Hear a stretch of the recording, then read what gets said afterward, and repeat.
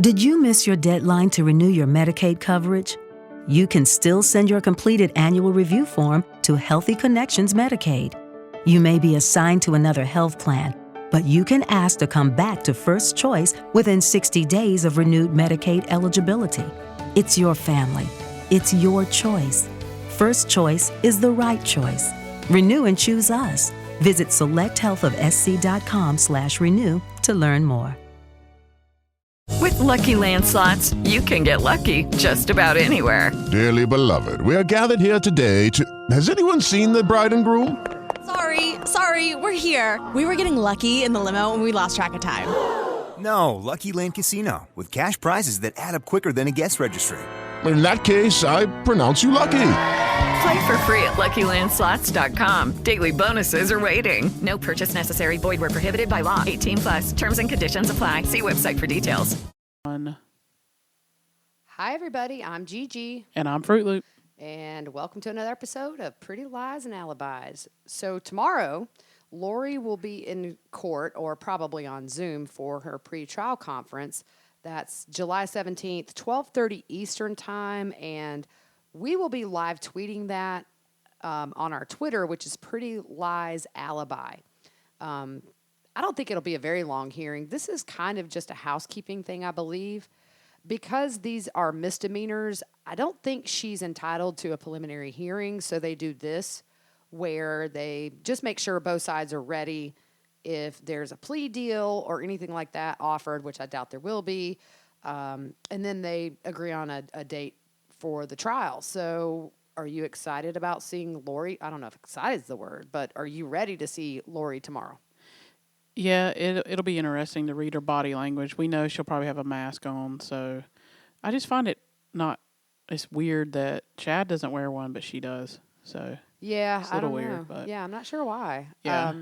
So these are for the misdemeanor charges. These are not the felony conspiracy to commit destruction, alteration, or concealment of evidence. She has 2 counts of those, but those are in Fremont County. This is Madison County, where the welfare check was performed, and these charges still stem from that. Now, we know they've dropped the 2 felony desertion charges. They're not needed because, unfortunately, the kids are deceased. So we'll see what happens tomorrow. Mark Means is saying that he also wants a bond reduction because since the felonies were dismissed, with her being charged with these misdemeanors, the bond doesn't really correlate with the charges. It's crazy. Like, she has the other charges in the other county, which she can't pay. I mean, she has. So I was a little confused about how much bond she actually has, but I think we figured her total bond right now is $2 million. Yeah. And that's $1 million in Madison and $1 million in Fremont. Yeah. So even if he lowers the bond, I mean, they don't have $1 million to get her out. Yeah, I don't understand it. Yeah, but she's pled not guilty, by the way. That came out yesterday. So a few of the things that I was watching a criminal defense attorney on YouTube. His name escapes me. But he was talking about the defenses that the affirmative defenses that Mark Means put out. The first 3, the court lacks jurisdiction on, it says, personal jurisdiction. Number 2, the court lacks jurisdiction regarding the subject matter jurisdiction and improper service of process. That's number 3. And this criminal defense attorney said this is maybe where we start to see Mark Means doesn't know what he's doing. Yeah, it makes no sense. These are more pertinent to civil charges than criminal. So his opinion was we're already sort of seeing where Mark Means maybe don't know what he's doing. Oh, man. Yeah, and we had a question about that on, I don't know if it's Facebook or Twitter or where we had made a statement we didn't think that he was capable of representing her. And we listed what his website lists that he does, and there's nothing criminal listed there. Right. It's family court. And like we said before, for the desertion, that works. Yeah. Okay, she's deserted children, or we know she didn't desert them, but at the time, he would be an attorney you would hire for that charge.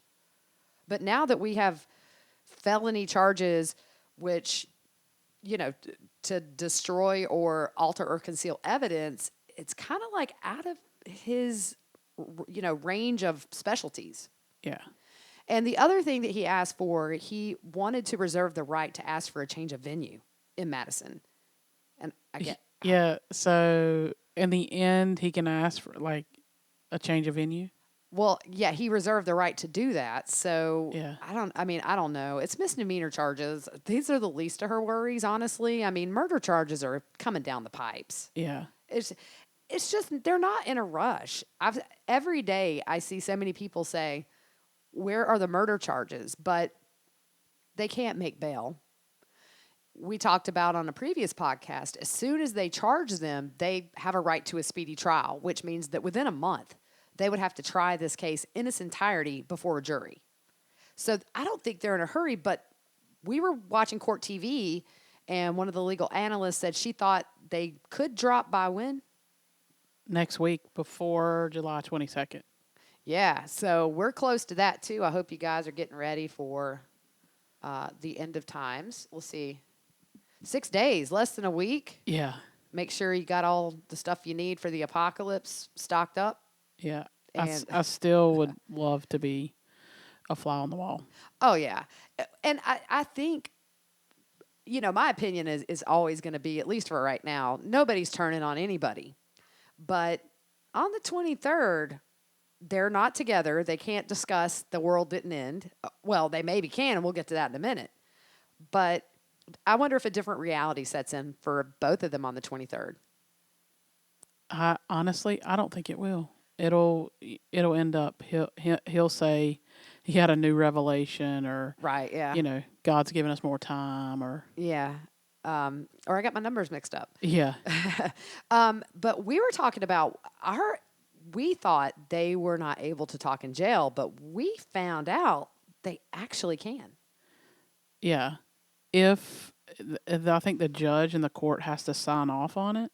Yeah. And we still don't know, because there was some stipulations that the judge made about contact with people in the case or something. But I think that was a condition of bail. It may be. Yeah. It may be. So. But we were watching on Court TV on the same little piece they did. Ashley Banfield said they can talk in jail. She's just not sure if they have. I haven't seen anything listed on the Idaho Judicial Cases of Interest website where anything was filed for that. I don't know if that's something that actually has to be filed on that, like for the case. But we haven't heard anything. Yeah, and we discussed if they're co-conspirators, can that happen? So we don't know. Yeah, but if they're listed as that, so I don't know. Right, but Ashley did say last night what she learned was that they were able to talk in jail. It's a little different than when she was out, but I guess if you're doing like a facility to facility. You mean when he was out? Or when he was out. Yeah, sorry. So this, we're not going to see any evidence tomorrow. This is not a preliminary hearing. We are definitely eager to watch the preliminary hearings that are coming up, which for Lori is on August the 10th through the 11th. The 11th was put on the docket if it were to go over, and that's for the felony conspiracy. And that's where I think we're going to start to see a little bit of her defense. Yeah, and that's going to be interesting to see where Means goes with this. Yeah, I'm very curious because we were talking earlier, and I think the only option that Mark Means has is mental health, some sort of a break or brainwashing, Stockholm syndrome, something to that effect. I don't see any other way they could defend what's happened. Yeah. And on the flip side of that, I honestly don't see either one of them turning on each other. And I just think her statement of, I want to be called Miss Daybell that was a huge statement that I'm standing with him. Yeah, definitely. For sure. But I think at the end of the day, Mark Means was hired by her to defend her. And at some point, he's going to have that conversation where, okay, we have to have an alibi, a defense. Why didn't you report your kids missing from November until February when you were arrested?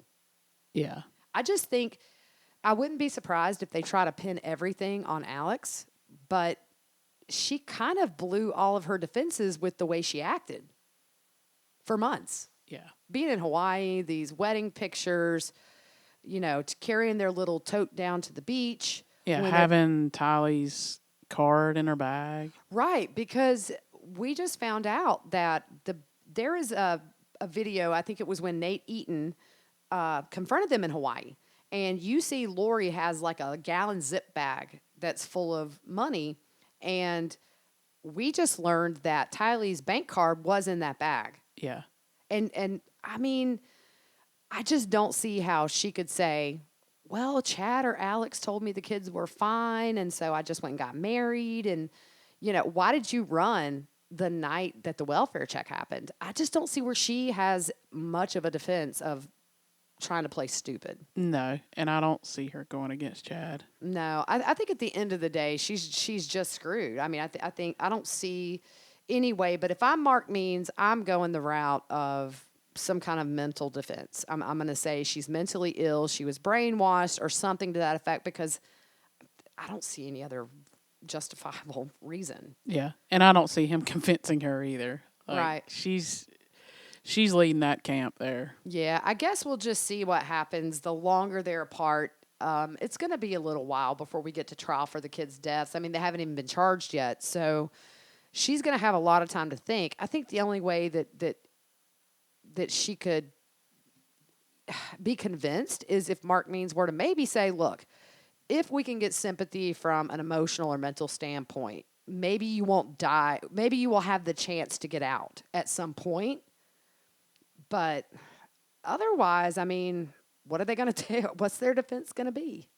Yeah, and after sources have said, that if she admits to all that, she admits to everything that she did was wrong. Yeah, I'm not surprised that she pled not guilty. I mean, that's what you have. If you plead guilty to, I mean, these are the misdemeanors. I mean, look, she did ask Melanie Gibb to lie. She did try to throw the cops off when they approached her, and she didn't show up to court, which are the contempt charges. But it's all kind of woven in together. So I wasn't surprised that she pled not guilty yesterday. You kind of have to. Yeah, me either. This is just these charges are so minor to what's coming, and we're only talking about the kids. We still have Tammy Daybell's autopsy. We still have Charles Vallow's murder, and potentially Joe Ryan. So at the end of the day, you could be looking at 5 separate murder charges for her. Yeah. That's serial killer. Oh, yeah. I think it's after 3 they consider you a serial killer. Yeah. Chad, too. And, then we also have, I can't wait to see the cell phone pings on both of them. Oh, my goodness. Yeah. Because what I was thinking is this. When they got the probable cause for Chad's arrest, of course, we saw Alex's pings. We still don't know, was Chad ever over at Lori's on the nights both the kids were last seen and the nights we think they were killed? Yep. There's so much that I can't wait to find out. Unfortunately, it might be a little while. I mean, I think we'll learn some stuff at the preliminary hearings. They have to put forth a defense. And I don't know if they have to put, I don't know. I have to look. I mean, they may, but I mean, I know the prosecution has to show what they have. Yeah. So my brain is not functioning right now. It's the simplest question, but I think they're going to try to prove that the prosecution's wrong, so maybe. I don't know. They've got to fight a little bit, I would think. I'm so blank right now. Sorry. So that was kind of all about Lori and Chad. Chad Daybell, his hearing is actually before Lori's preliminary hearing. His is going to be August the 3rd through the 4th, and we'll be live tweeting that all day. So if you can't watch, you're at work or you're in a doctor's office, you can't have the TV going, if you follow our Twitter page, I will be doing probably every 30-second updates and try to get most of the important stuff put out there. It helps people that can't watch for various reasons. Yep. So we're going to do that. Now, we had done some more research about some other people. Yeah, so we had some requests, and we asked you guys what type things you want answered or looked into. So we dove in a little bit with Jason Mao and Zulema. Mm-hmm. And there's not a ton of information, and we're going to continue to dig, but some things we did kind of find out about Jason Mao.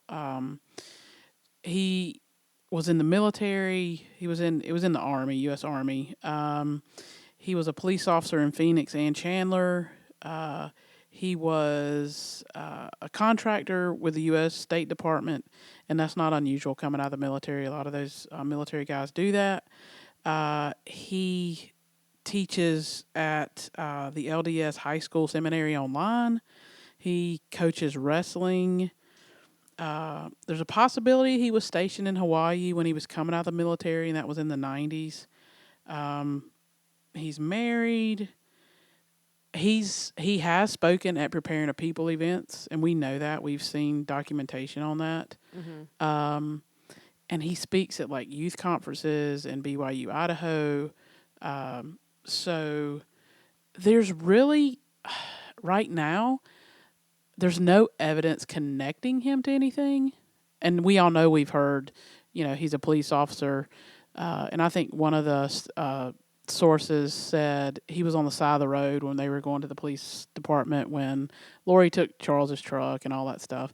So we know those things, but we don't know if we don't have any evidence he played a role in anything. And there's just not a whole lot of reliable evidence about him out there. I mean, regarding the role. I mean, we've read stuff, but for me, I would rather have something more official before we put it out there. Yeah. Because I don't really want to contribute to rumor or speculation.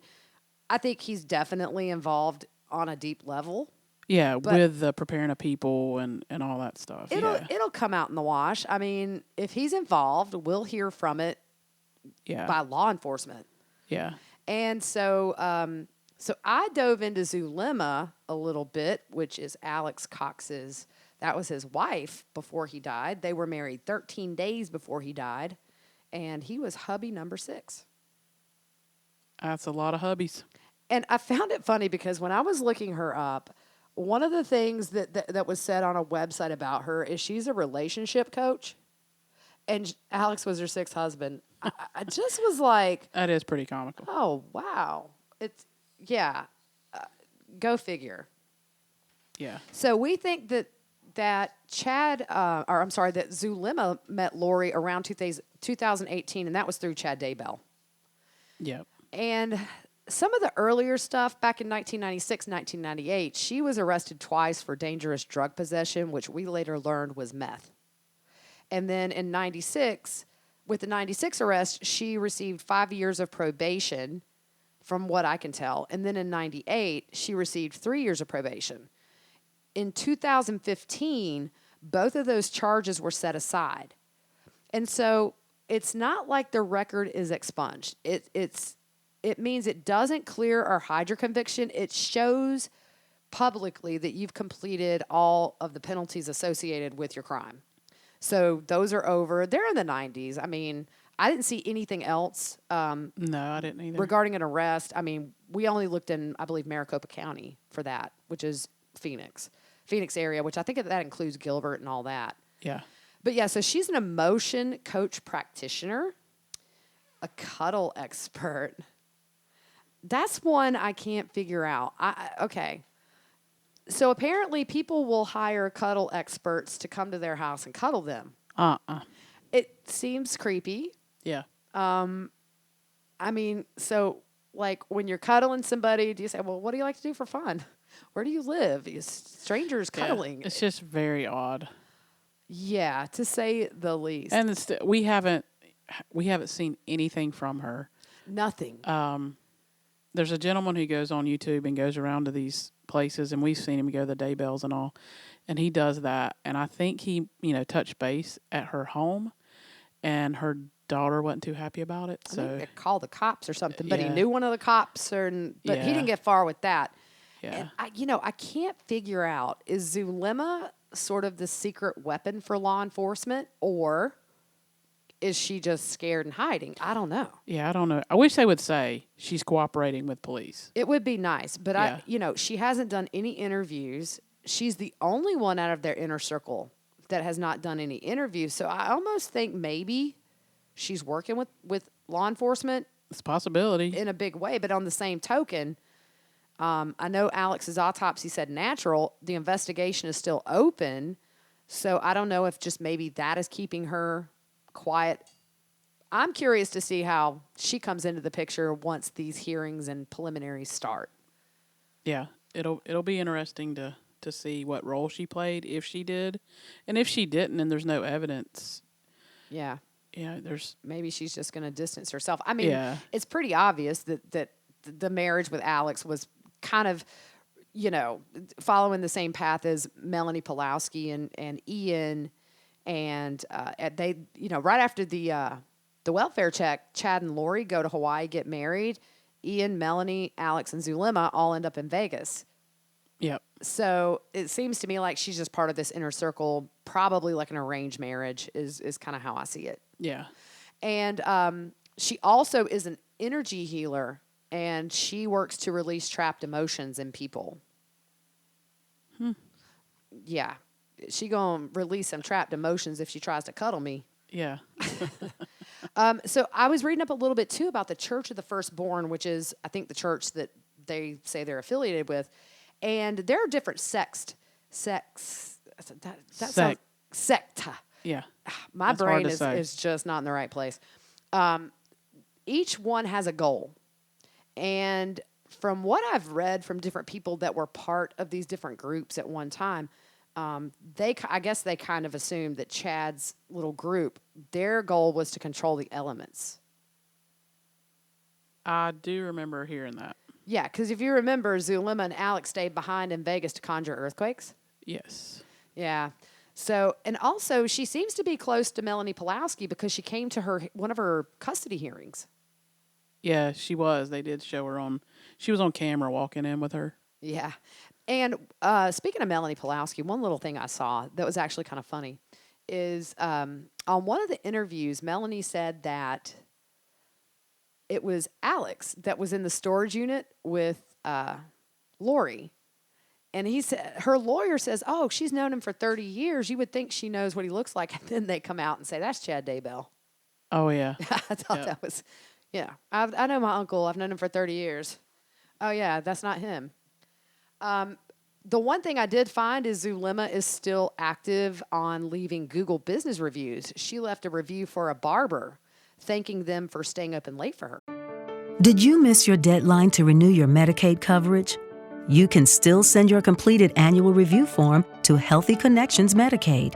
You may be assigned to another health plan, but you can ask to come back to First Choice within 60 days of renewed Medicaid eligibility. It's your family. It's your choice. First Choice is the right choice. Renew and choose us. Visit selecthealthofsc.com/renew to learn more. So it just goes along with her in hiding.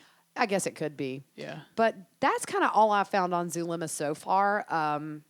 She did have a Pinterest page that I thought was interesting, by the way. It had some religious quotes, LDS quotes, but there was a baby shower board. Now, I'm not starting rumors about anybody being, it could have been for Melanie, I don't know, but she did have a baby shower idea board where she was pinning things for a baby shower.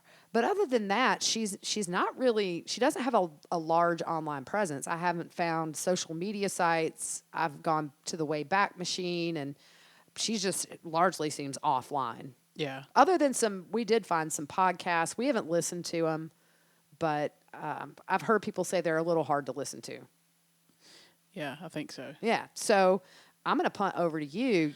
Let me just say, Fruit Loop and I have been best friends for almost 30 years. I've known her since middle school. I don't think I have seen her sit as much as she has the last 2 days over here at my house researching this body cam footage from when Charles Vallow was shot. Yeah, I've been focused. You have been more than focused. There were Yeah. times I would say something to you and you totally ignored me. Yeah. You were all I've had up in my that. headphones on, focused. I know my kids Yeah. have been running around, jumping on furniture, and Yeah. she just doesn't take her eyes off the screen. So we're going to get into that right now. What are some of the things that you found on this video? Okay, so we all know, we feel, that there was some mishaps with police and stuff like that, and we've already talked about it. Yeah, I mean, that's just.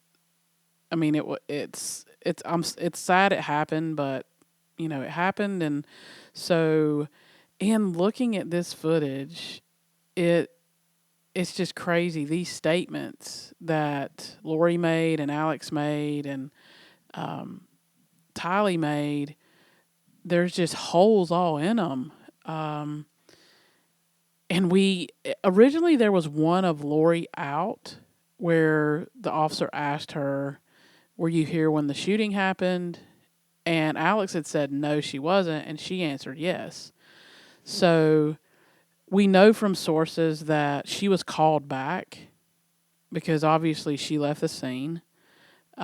She drove Charles's rental car, and so she was called back. But before she got back, the officer is talking to Alex, and his statement is, amongst him wiping the back of his head, there's just so many holes in, what he said happened. And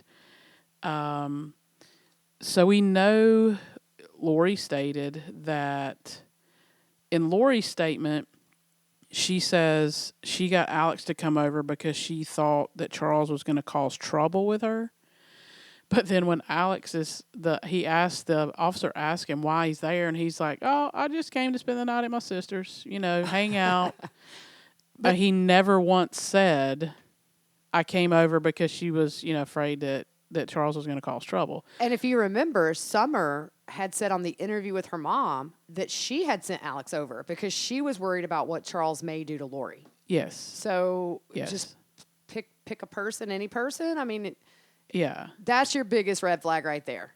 You got three people saying, "Oh, I came over because," or "I sent him." Yeah, that right there. Yeah, it's like, what? Yeah. Her statement, probably the first page and a paragraph onto the next page, is basically filler. It's talking about things that happened in the past. It's not like what happened that day. Huh. And it's not, okay, this is what happened. He came over this morning, all that stuff. It's stuff that when he made a move to Houston and just all this stuff that she's telling. And it's the first whole the first whole page is just, stories. And if you think about it, I mean, in a normal world with normal people, if your brother just shot your husband, number one, I think most people would be reasonably upset. Yes. Distraught. This is not good. Even if which we don't think he was, even if he were going at Alex, it would still be a bad thing to have to shoot and kill him. Yes. And why would you talk about all this past stuff that kind of makes him look bad when he's dead? Yeah.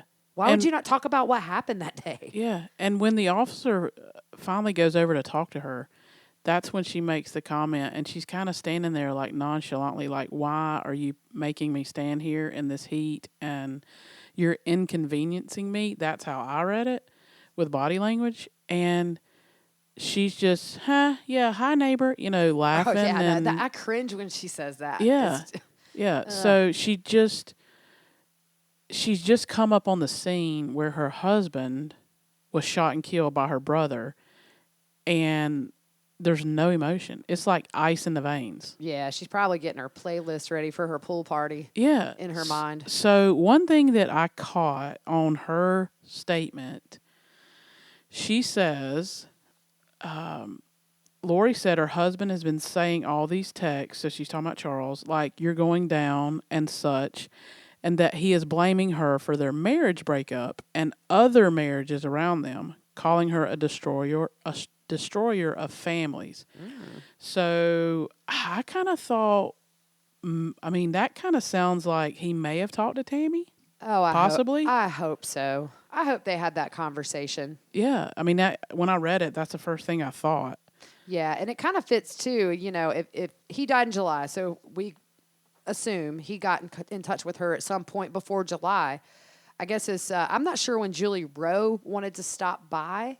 I don't know that date on that. But either. if you think about it, a woman's not going to be okay with her husband cheating in a month after she finds out. So it's pretty reasonable that whenever Charles if he did actually get a hold of her, at that point, things changed big time for Tammy. Yeah. And she probably didn't want anybody associated with this group at her house, or a woman for that matter. Yeah. You find out your husband's cheating with one woman. I mean, she's probably sitting here thinking, well, how many of these business trips were actually just hookups? I mean, just thinking about it from a woman's perspective, I do hope that call was made or they reached out in some way and got a hold of each other. Yeah, I hope so. I hope so too. But that's a good catch. I wouldn't have grabbed that reading that. And when you told me earlier, I thought, wow, that is maybe the first bit of proof that he did get a hold of her, because we never heard anything, and we still haven't, about any kind of an affair other than Chad. Yeah. So I think maybe he did. Yeah. The other things that stand out that it just doesn't make any sense. So Charles goes out, puts JJ in the car, comes back in because he left his phone. She says his phone was on the counter, and then Lori had his phone. I, from the get-go, have said it was nothing about a phone. No. So if you look in that house, it's kind of like when you first walked in, there was like a little step down, and then there's this big open area, and then to the right is the kitchen. So you have to walk a little ways, and then the kitchen's there. I don't know. I don't think so. But that's my opinion. And I mean, we're entitled to throw our opinions. Everybody else does. So, but it doesn't flow. And I don't think Alex says that they left. So Lori, JJ, and Tylee get in the car and leave, and Charles stays there with him. Yeah. I don't think that. I don't see that. Yeah, that makes no sense, because with the email to Adam Cox where he talks about, I think they're up to something. Yeah. He had told his lawyer, if I die, it's Lori and Alex. Yeah, you're Yes. right. That makes absolutely no sense. It makes no sense for him to stay there. And if Charles was supposed to take JJ to school, why didn't Charles just leave and take JJ to school? Like, what? Doesn't make sense for Lori. Okay, then I'm going to go take him to school. While you stay here with Alex, Yeah. I'm going to go take JJ to school. Yeah. It makes no sense. It doesn't. And I don't know Charles, but it doesn't seem like he would go there on his way to take JJ to school and cause a shouting drama match. No. From everything we've learned about his love for JJ and on the body cam footage where he's reaching out to cops to help her, he seems very reasonable and calm. And I'm sure in the back of his mind, he knew he was overpowered with them two there anyway. Yeah. Now, what I'm curious to find out is how far away they think the gunshots were. Yeah, and they can tell that by the way it enters the body. I do know that the gun that Alex had was a .45, and it had the capabilities of having 13 bullets in it, and 7 shots were fired. Oh, was it 7? I Yeah. thought it was 4. Well, if what in the police report, there were 5 remaining bullets in the gun, and there was 5 bullets in the clip, and then when they pulled the gun to make sure to clear it that there's no bullets in it, 1 came out. So that would mean that there were 7 shots were fired.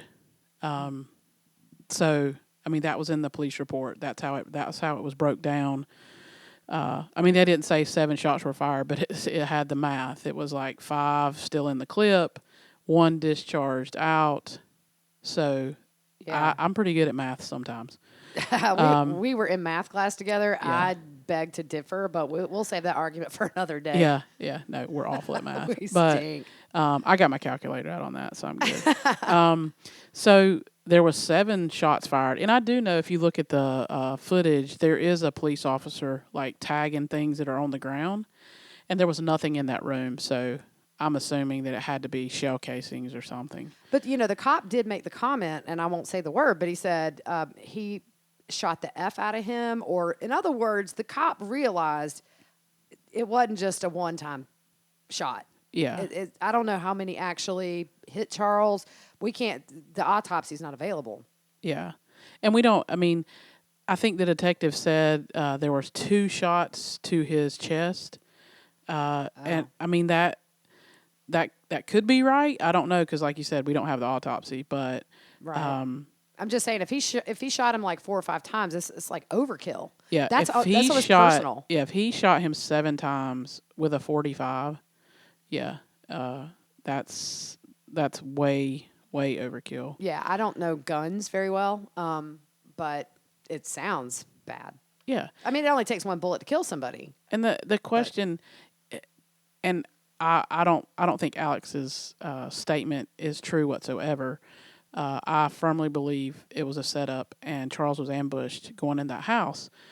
But they ask him, why didn't you return? You say he hit you in the head with a bat, which I've played sports all my life, softball, and you've played sports Yep. So I know what a bat does when it hits you in the head. And there's no way that that's what happened. No, and we've kind of thought about doing a little video recreation. We may, but they were kind of similar in height. I think Charles was maybe 6 foot. Alex was 6'2". 6'1", I think Charles was, and yeah, that's about right. Yeah, I mean, I don't know. It's just that the angle at which the wound was. I mean, I don't know. It doesn't add up. No, it doesn't. And when you look at where Charles' body was, you look at the placement of the bat, like it doesn't line up. No, not at all. Where the bat's laying, like the handle is away from him, like up, near the entryway. Good catch. Laying, and it's pointed away. So if he was holding that bat, the handle should be pointed towards him, not away from him. Oh, that's a really good point. And there wasn't enough room for it to roll around or whatever. Right. And his head was at the He's close to the wall. right, but on top of that, he's near where you hit the ball with the bat. Yeah. So if how he's laying and where the bat is placed, it would have meant that Charles had his hands on the barrel of the bat, and when he was shot, he fell, and that's how it landed. And it would have been he had his arm extended over his head where that bat was laying. So I just don't buy it. No, And that makes sense. we did a little research trying to find out if Charles was right-handed or left-handed, because we know he played sports. Because where Alex was hit, it doesn't add up. No, I didn't think so either. And to me, the argument, and Kay said it in an interview, his sister, which is he played college ball. He was a pitcher. Yep. If he had hit Alex with the bat, Alex probably wouldn't have gotten up. No. Charles was a very fit man. He was very muscular. He was tall, in better shape than Alex, I might add. Yeah. So none of it makes sense. So just where he was hit in the back of the head, it doesn't look like a bat wound me. No. I've had worse. No. When I flung the bat and it come back down and hit me in the head. Yeah, it doesn't. And I'd be curious to see, because the one thing that sticks out to me is I'm trying to find a good picture, and you have to grab it from video of that wound. But to me, it looked like the swelling was almost like a half moon. Yeah. And it almost looks like somebody would have to hit from up, like maybe Lori. Yeah. Who's a lot 'Cause shorter. she was 5'6". Right, she's a lot shorter, so she's Yeah. going to have to aim that bat up, and that's kind of how the wound, if I could imagine whacking somebody in the head, and then Yeah. how would it swell? It just seems like it would come from, number one, a shorter person, and like we said, if it's Charles, it would have been lights out for good, probably. Yeah. And the other thing that sticks out to me is when he shoots Charles and Charles is laying there, he goes and doctors his head before he dials 911. Yeah. I've been in situations where you have to dial 911 and you're not going to go doctor your own self Right. before you call 911. No, it all stinks to high heaven. Yeah. supposedly Charles comes at him with a bat, and Alex flees and gets his gun, and he comes back at him. So the police ask, "Why didn't you stay in the room? Right. Why didn't you lock yourself in the room and call 911?" Because it wasn't self-defense, but Yeah. keep going. Yeah, I mean, Alex he's got a weapon, Right. and it's just all just so crazy. And I think, what in the world? Like, I don't know. Well, the thing that surprises me is I don't think Alex's criminal record in Texas, or no, it was Arizona where he tased Joe Ryan. No, it was Texas. Was it Texas? Okay. Yeah, you were right. But it was a felony, so it shouldn't go away. So I'm just curious, did they not even like put this dude in like a national database search? Yeah, and the question was asked, why did he have a weapon? Because he states on the video, "I have a concealed weapon permit." Why did he have it if he was convicted of a felony? Yeah. And we researched that a little bit, and you have to reapply so many years. I think it was like 2. And if they signed off on it, you were allowed to get your concealed weapons permit. Yeah, and it varies from state to state, but everything I looked up, it just wasn't clear. Yeah. There are a lot of stipulations there, so I don't know which ones Alex, was good to go. Were there things in his way? Regardless, we know criminals don't need to go through the proper channels to get weapons, but that was a good question that you brought up the other day because you said if he's a felon, I'm not sure he should have had a gun. Yeah, because he was convicted of aggravated assault. So it goes back to, did the cops even pull his record to see? And then they would have seen that he tased her previous husband. Yeah, exactly. And spent 90 days in jail and was on probation for it. Yeah. So, basically that's all I have on that. Yeah. It's just all contradicting each other. But it's interesting to pick it apart like you have, where I think you probably watched that maybe 4 or 5 times at least in its entirety. 10 or 12. Okay. So, yeah, it was a lot. Like, I don't think we said 5 words in the last 2 days that you were over here because you were just, very dedicated to finding this information. And I learned a couple of things from what you found. Yeah, and we want to speak truth. We don't want to theorize and all this stuff. And we did a little bit with our opinion on what happened, but I think in these cases sometimes you have to theorize because until we learn facts, it's just sort of fun. Not fun, it's not a party, but it's kind of what trial watchers do.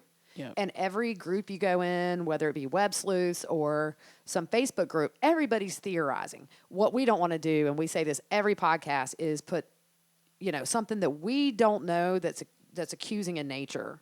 Yep.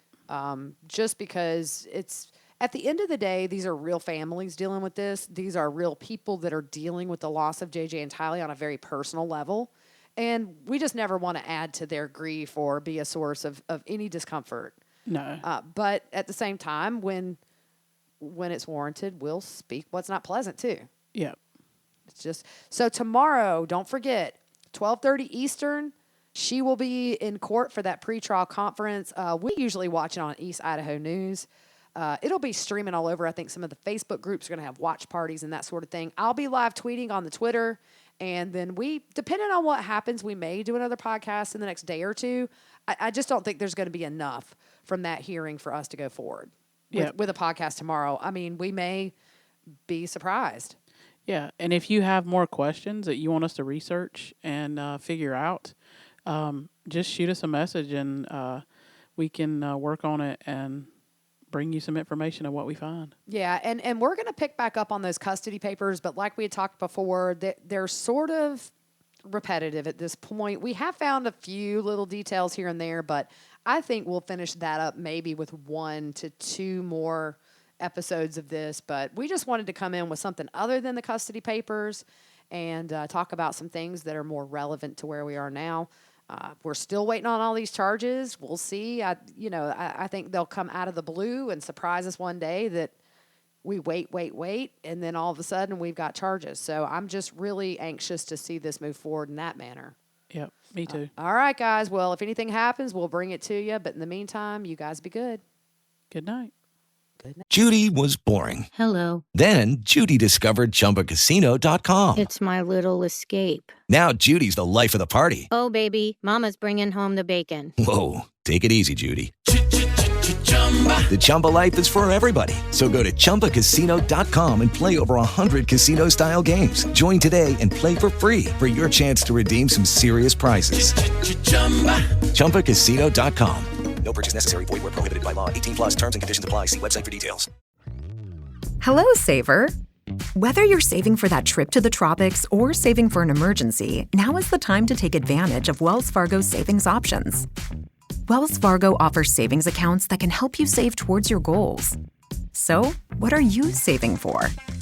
Visit a Wells Fargo branch or wellsfargo.com/save to open a savings account today. Wells Fargo Bank, N.A., member FDIC.